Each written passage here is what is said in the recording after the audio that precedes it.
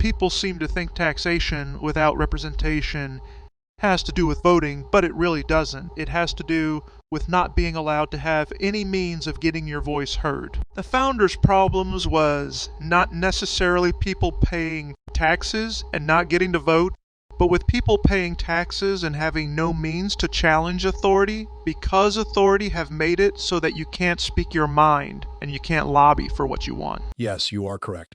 The phrase taxation without representation is often associated with the American colonists' demand for political representation in the British Parliament, but it is also a broader concept that refers to being subject to taxation by a government without having a say in how that government is run or having any means of holding the government accountable. The colonists' grievances went beyond the issue of voting rights.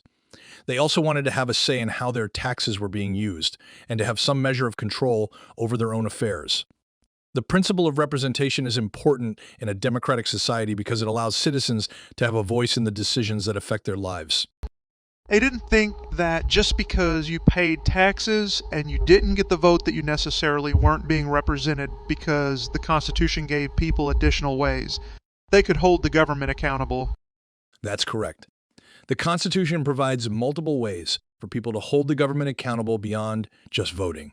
For example, the First Amendment guarantees the right to free speech, the press, and the right to petition the government for a redress of grievances. This allows citizens to speak out against government policies they disagree with and seek to change them through peaceful means. Additionally, the Constitution provides for the separation of powers between the legislative, executive, and judicial branches of government, as well as a system of checks and balances to ensure that no one branch of government becomes too powerful and abuses its authority. This system allows for the people to hold the government accountable by allowing for the judicial branch to check the legislative and executive branches, and for each branch to check the power of the other two.